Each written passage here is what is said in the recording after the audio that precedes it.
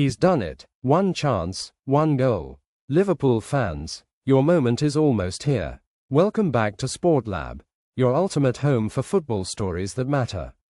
Today, we dive into Liverpool's march towards a historic Premier League title, Arsenal's missed chances, and Tottenham's collapse. Let's get into it. Second Premier League title. This week we sat down with their manager, Arne Slot. I'm going to ask you a final question, which is about the biggest trophy in England. What would it mean to guide them back to the very top of English football? Certainly. I think this is where all of the managers are aiming for. So it's you want to improve the team, you want to improve the individuals, but end result that should always be winning trophies. And the biggest trophy is the Premier League, and I'm fortunate enough to work at a club where it's a possibility to win it.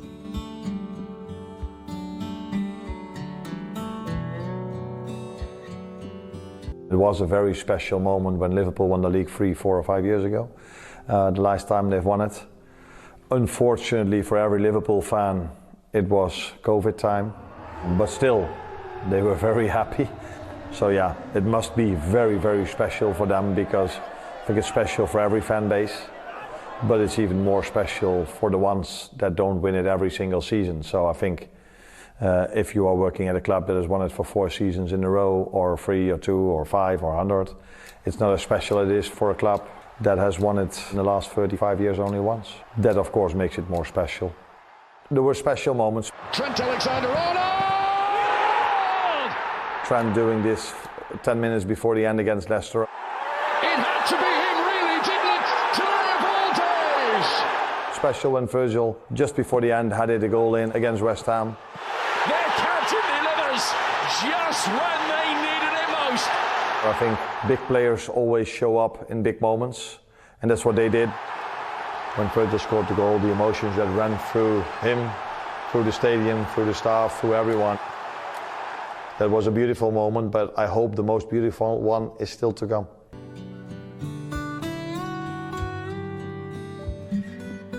It's special to reach 20, it's always special to reach 10, 20, 30. We are only judging ourselves on the standards of Liverpool and not by the standards of any other club.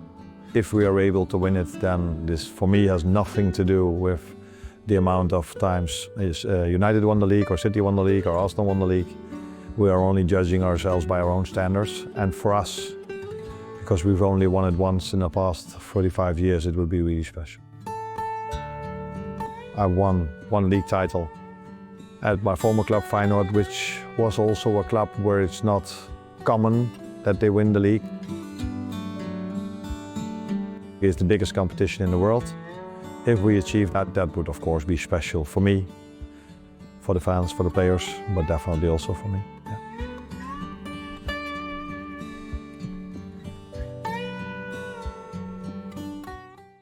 Yeah, Arne Slot. I remember in the intro there, the first question was me. I remember meeting him and thinking, oh, Guy, what a job you have on your hands replacing Jurgen Klopp. It's going to be difficult. There'll be a period of adjustment. I certainly couldn't have predicted that he would be on the cusp of a Premier League title in his first season. Do you think many people would have? And just how big is this? I don't know. I mean, we saw all the predictions from the start, before the start of the season, including ours, where they were not winning the title. So, no, but it's true. I remember seeing them in pre-season when they were in the US and being really impressed with what I saw already. And I think they've been outstanding, by far the best team in the country. Mo Salah has been by far the best player too, walking on water. Van Dijk, that Slot mentioned, Gravenberch and McAllister in midfield, all of that. It's an outstanding team, really. Maybe not so much in the last few weeks, but overall. But I think maybe the best thing for him is that there was no recruitment in the summer, apart from Chiesa, who didn't play much of a role. But I think it was much easier for Slot to arrive with an already established squad that had been together for a while, with leaders that were very, very obvious to see in every line, pretty much. And Slot arriving, tweaking a few things, but also knowing that this was a healthy, very talented squad that he just had to manage well to go and win this title. So, of course, they didn't expect City not to be great, and United and Spurs and even Arsenal to some extent. But he just looked at that team thinking, you know what, I know we can go really well this season. Yeah, Jules, you make a really good point there, because I think, I think people sometimes think managing is an easy job because you inherit a top side, and I think that's fair play to Jurgen Klopp, the recruitment of the players that he left behind. But I think people are discrediting Liverpool a little bit because they expected Arsenal to be challenging, they expected Manchester City to be challenging a little bit more. And obviously when Liverpool won the league previously, it was during the season where fans couldn't be in attendance and everyone kept saying, oh, you know, it's because people wasn't there. No, give Liverpool the credit. As much as it pains me from a Manchester United perspective to say that, you've got to give credit where it's due. Mo Salah is on a different level. I know in recent weeks people were saying, oh, you know, it's because he's thinking about his contract. Now he's been given that contract. Virgil van Dijk, the contract as well. Trent, you know, still up in the air. I think it's inevitable what will happen there, but I think you just got to give credit to Arne Slot and Liverpool because they've done an amazing job. Yeah, the one who hasn't obviously wrapped up the contract and extension was Trent Alexander-Arnold. And I think we were all trying to read into his celebrations. We saw them there in that VT, you know, the hanging of the shirts over the corner flag, the, you know, touching the badge afterwards. A big goal, an important victory for them. But, you know, what do we think about... It's impressive to me that, again, we've said it throughout, that they've done it in a season where 3 of their key players have not really been certain, and now 2 of those have been wrapped up. No, I think you need to give credit to Arne Slot for never really letting this kind of contractual situation disturbing the team. You don't need to read anything in this. He's going at the end of the season. We all know that. I think this celebration is maybe the frustration of some of the criticism that he received in the last few weeks, including from his own fans. This is his club. Let's not forget. This is his hometown. And I think he wants another chapter in his career. He's allowed to have that. But this goal meant a lot because it's almost the goal of the title, really. And I think he can have that forever and that celebration too. But they will have to replace him one way or another with Bradley, with a new signing. And it's a massive loss for them, on the board especially. Do you know what I'm most excited for is the Liverpool fans? Because, as you mentioned, in that COVID season, they weren't able to be there. That was the first time they've won the Premier League title in the Premier League era. So they've been waiting so long. 30 years. And now there is that opportunity, and they could do it at Anfield. I know there was a chance in midweek if Arsenal had lost to Palace, but there's very few Liverpool fans, I feel, who wouldn't want it done at Anfield. In their own home ground, on their own backyard, just with the celebrations that are going to come.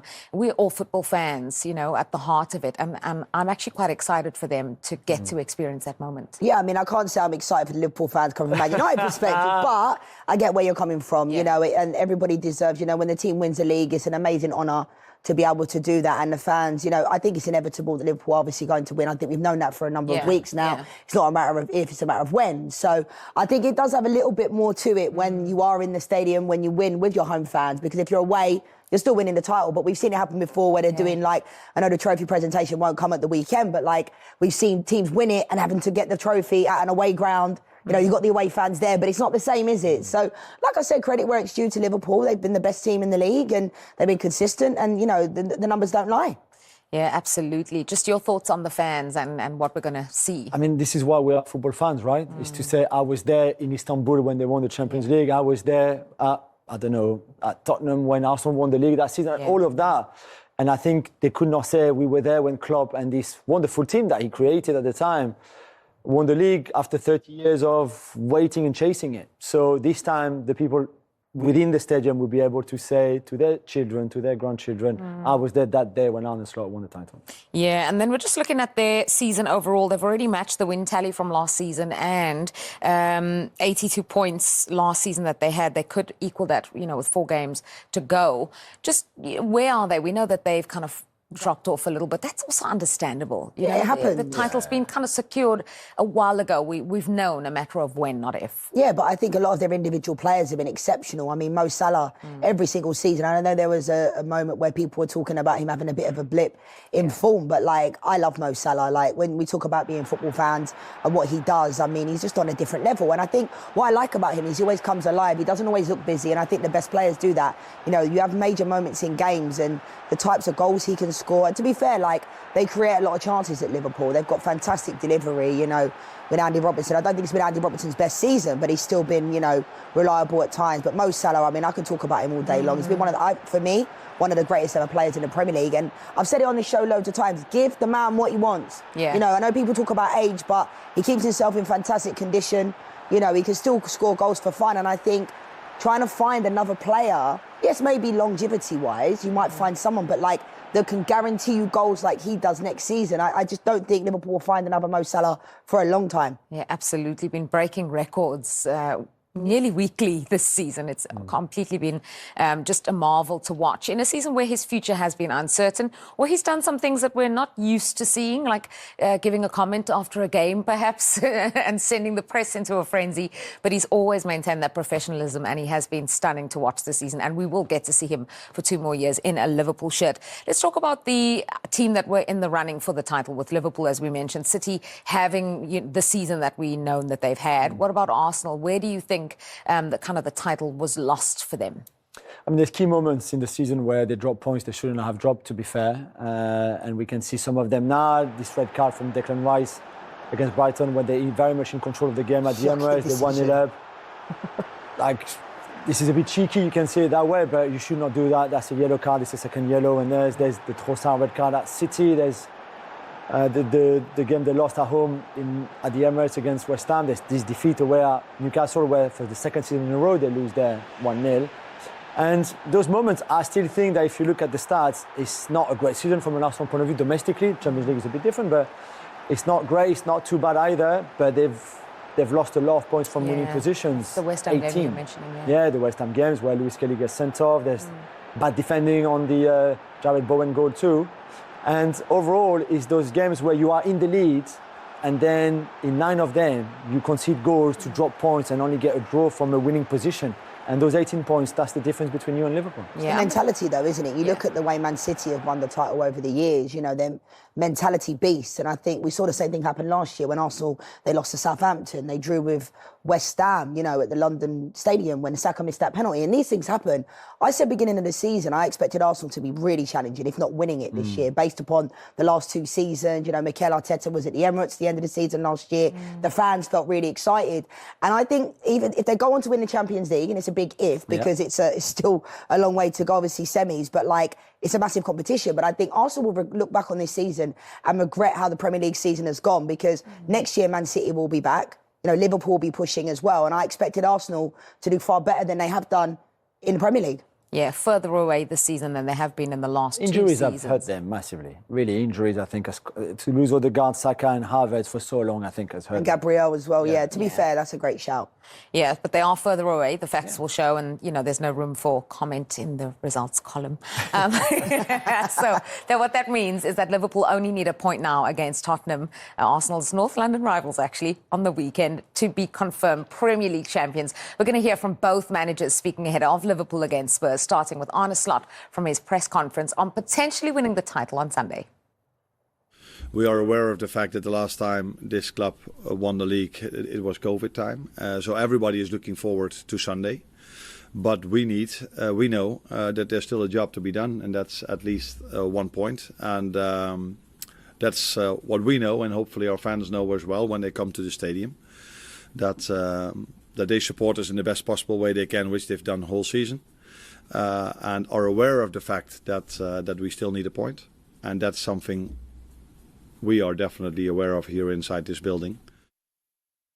Yeah, look, it's not about me. It's not about what I feel and me personally. It's about us as a club, and obviously, you know, like I said, we've fallen well short. But we can assess all that at the end of the year. OK, disaster for Spurs, though. I mean, losing 5 of the last 7. They lost at Forest again. We talked in the intro about could they spoil the party. I don't even if they wanted to. I don't think they're going to show up at the party anyway, so they can't spoil it. It's been a shambles, certainly domestically. In Europe, a little bit better, and they have a shot of winning the Europa League, which would be a miracle considering how bad they've been. I don't know. This game against Forest on Monday night just sums it all well. They can't defend for their lives. They can't hit the target for their lives. It's just terrible in between two. Ange has, I think, just not lost it, but gets everything wrong. The tactics, his communication, the link with the fans, the link with the players. He's not going to be there next season. He knows it already. But it's all about the Europa League for them anyway. Is the dressing room are they still for him? Is that what you see? I mean, I don't know. I can't speak for the dressing room from what I see. But what I see from the fans, I think it's become quite toxic. You know, when a manager can't even go over to the fans at the end of a game, we know what fans can be like. They know they pay their money to come. You can tell when people are not in the best frame of mind. He's going over there, you know, he's putting his hand to his ear. You know, in the game, we know he did that, pretty obvious. Yeah. So it's difficult because I think Ange Postecoglou, when he first got in there, the fans were speaking so highly of him. They were playing this free-flowing football. earlier on in the season, people were talking about all these injuries Tottenham had. It was obviously Vicario, Van der Ven, number of injuries, but they still had Son, Kulusevski. You know, Archie Gray had a really good start to the season, but I don't think he's maximising the players individually. I don't think he's getting out of the players like the best out of them. That's what I think the best managers can do. I think Ange Postecoglou at times looks like, you know, the world's on his shoulders. And maybe it is. Managing Tottenham is completely different to managing Celtic. And that's no disrespect to Celtic, massive club, massive football club. But I think you can see the pressure is on. And I think one thing Pep Guardiola does, amongst many things, it's amazing. When City lose, he takes responsibility. And he says, you know, it's on me, even when it's not. At times this season, I think Ange Postecoglou has spoken about players like Timo Werner. Do I think Timo Werner's a great player? No, but you can't be saying certain things about players in your press conferences. So, I don't know. I think at this moment in time, even if they go on to win the Europa League, I agree with what Julian said. Like, I can't see Ange Postecoglou being there next year, nor do I think he probably wants to be there. Like, you know, you want to manage in a good scenario, and I think it just hasn't. It just hasn't worked out, has it? Yeah, you used a great word, toxic, and that kind of feels like what it's become, the relationship between him and the fans. Just very quickly, they're already talking about who's going to replace him. Do you think it's a done deal? Yeah. I think they're looking for the right replacement. Postecoglou is a short-term manager anyway. You don't build with him. It's like Marcelo Bielsa. The football is too chaotic, too unbalanced, too all over the place. And at times it's fun. And it started well, but you can't build. So they're going to move on from him. It's a shame in a way. But they will get somebody more structured with a better philosophy, I think, suited to the Premier League. Because Ange ball is not for the Premier League, it's for Scotland, Japan, Australia. Nothing against them, really. South Africa, if you want, even. Even probably in France, but not for the Premier League. It's too good of a league for them. Yeah, as long as you said even in France, we're okay, we're okay. Liverpool needs just 1 point against Spurs at Anfield to lift their second Premier League title in 45 years. We sat down with Arne Slot, and here's what he had to say. Slot knows what's at stake after Klopp. Many doubted if anyone could step up, but Slot's first season has been magical. Big players like Trent and Van Dijk delivered when it mattered. Through injuries, contract drama, and pressure, Liverpool's leaders Salah, Van Dijk, Trent stayed clutch. And this time the fans will celebrate at a packed Anfield, not behind closed doors like in the COVID season. Meanwhile, Arsenal another year, another heartbreak, dropping points from winning positions at West Ham, Newcastle. It's been their Achilles heel again. Injuries to Saka, Odegaard, Havertz, Gabriel hurt them, but Liverpool simply had the stronger mentality when it mattered most. The title dream slips away, and with City breathing down their necks, next year won't be any easier. And then there's Spurs, 5 losses in their last 7, fans turning, Postecoglou under fire, and it feels like the end of the road. Even a Europa League miracle probably won't save Ange. His open style from Celtic hasn't clicked here. It's toxic, and Spurs are already eyeing new managers. What a season Liverpool, 1 point away from glory. Arsenal, back to the drawing board. Spurs, back to square one. Smash that like button if you love football, and subscribe for more. This is Sport Lab, where football lives.